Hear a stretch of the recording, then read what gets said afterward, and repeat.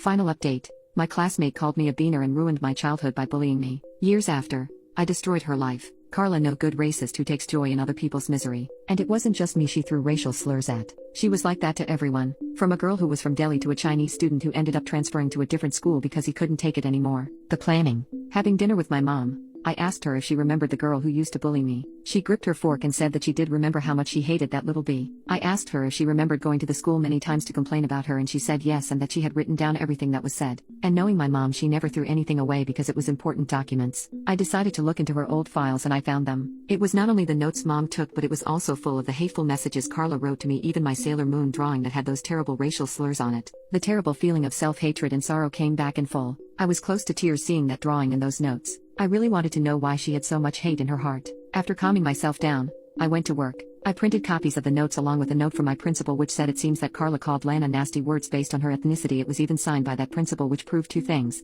A was a racist and the school knew but refused to do anything. The revenge. The little party was basically a barbecue on the school playground. I showed up in casual clothing and saw my old classmates for the first time in years. To say the least, I was the only one who still looked fresh-faced and not worn down by parenthood. I did catch up to a few of them. Most of them were actually Carla's victims, but unlike me, they ignored her when she would bully them. Looking around, I actually saw some known members of our local equal rights group. I assumed she invited them because Carla made a name for herself over the years. Since graduation, it almost made me feel sorry for what I was going to do. And when I mean almost, I mean never. The little barbecue went by smoothly and Carla was talking about the beautiful memories she had at our old school and that she was so thankful that they welcomed her with open arms because she was an immigrant from a faraway country and was worried about not being able to belong. I remembered how proud she was when she first walked into our class, no fear at all. After her passionate farewell speech, everyone in our class took turns saying their own farewells. They half-assed their speeches and some just said that the school was awesome. When it was my turn, I looked around and saw everyone staring at me. Carla is standing there with a confident smile on her face as if she thought that I was so beaten down that I would just say whatever with the school and that's it.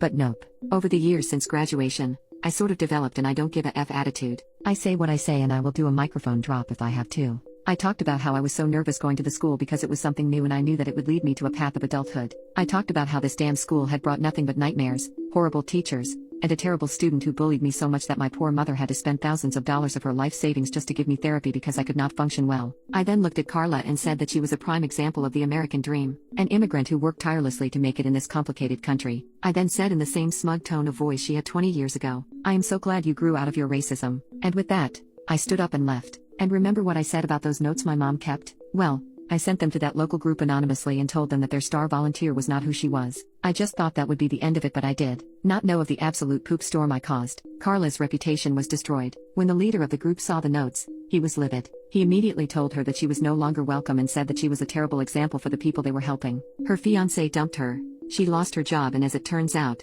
her parents never knew of the bullying. I guess my principal decided that it wasn't worth calling them years ago. They were angry with her and demanded to know where she got this attitude because when I found out her father works in a business that required them to travel to and from Ghana, he worked with many interesting people. On top of that, my former principal apparently lost a special award she got for her contributions to our school district when the superintendent happened to get an envelope containing my mother's notes and he was just as livid. I got an apology from the school district along with other victims of Carla. They accepted that just to get it over with, but I politely refused, saying that it was too little too late. I did get comments from my former classmates saying that I should have just let it all go, but here's the thing. I did get over it. I wanted nothing more than to just close that chapter in my life and move on, but seeing her name in that email really triggered something in me, and knowing that she was running around saying things which was opposite of what she really believed, I wanted her to feel broken the same way as I felt. My mom was neutral about it. I don't resent her because she did everything she possibly could to stop the bullying. I'm in a much better place now. I moved out of state after I got married and I'm happy. Carla has attempted to contact me demanding I apologize for ruining her life, but I just ignored her and blocked her. I wish I knew why she had so much hatred.